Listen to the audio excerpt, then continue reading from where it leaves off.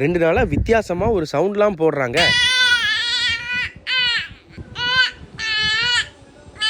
ஒன்னு அழுவான் இல்ல கரைவான். ஆனா இந்த மாதிரி சவுண்ட் போட்டது இல்ல. சரி என்னவா இருக்குன்ற யோசனையோட காலையிலே இளந்தங்கா ஒண்ண மொச்சுக்குன்னு சாப்பிட்டுட்டு நல்லா உடம்பு விட்டமின் டி உற்பத்தி பண்ற மாதிரி ஒரு சூரிய ஒளி வாக்கிங்க போட்டாச்சு. அப்படியே வாக்கிங்க முடிச்சுட்டு வீட்டுக்கு வந்தா தண்ணி பாய்ச்சிட்டு இருந்தாங்க ஒய்ஃப். அவங்க கிட்ட குழந்தைய கொடுத்துட்டேன். பசியில இருந்த குழந்தைங்க அவங்க பக்குவமா பால் ஊட்டவே வண்டி எடுத்துட்டு பக்கத்துல இருக்க சூப்பர் மார்க்கெட்டுக்கு ஷாம்பு வாங்குறதுக்கு வந்தேன். ஒரு 2 வீக்ஸாவே என் ஒய்ஃப் ஐ அலர்ஜியால கஷ்டப்படுறாங்க. அதுக்கு அவங்க யூஸ் பண்ற ஷாம்பு தான் காரணமா இருக்குமோன்னு லைட்டா டவுட் பண்றாங்க. சரி இந்த ஹிமாலயா ஷாம்புலாம் கெமிக்கல் கொஞ்சம் குறையா இருக்கும்னு சொல்லுவாங்களேன்னு ஒரு ஹிமாலயா ஷாம்பு வாங்கிட்டு வீட்டுக்கு வந்துட்டேன். வீட்டுக்கு வந்தா நல்லா குளிச்சுட்டு ட்ரெஸ் போடாம ஃபேன் காத்துல சுகம் கண்டுட்டு இருக்காரு எங்க குழந்தை. இந்த வீடியோல நல்லா கவனிச்சீங்கன்னா மறுபடியும் அவனுக்கு ஒரு குட்டி அலர்ஜி வந்திருக்கு. HSL இதே மாதிரி ஒரு அலர்ஜி தான் இதுக்கு முன்னாடி கண்ணத்துல வந்துச்சு. வேக்சின் போடுற அன்னைக்கு இதையும் டாக்டர்ட்ட காட்டிடணும். ட்ரெஸ்ஸை சேஞ்ச் பண்ணி தொட்டில போட்டோன்னே முறைப்ப பாத்தீங்களா இல்லையா? அப்புறம் நிறைய பேர் தலை எப்ப நின்னுச்சுன்னு கேக்குறீங்க. தலை ஒரு 3.5 மாசத்துக்கு அப்புறம் தான் நிக்க ஆரம்பிச்சு. இப்பதானே 4 மாசம் பிறந்திருக்கு. இன்னும் நல்லா நிக்கல. இன்னும் கொஞ்சம் டிங்னு ஆடிட்டே தான் இருக்கு. கரெக்டா அவங்க சொன்ன மாதிரியே தலை இன்னும் ஃபுல்லா நிக்கல, ஆனா நிக்க ஆரம்பிச்சிருச்சு. அப்புறம் என்ன நண்பர்களே, மற்றும் ஒரு மகிழ்ச்சியான வீடியோவில் சந்திப்போம்.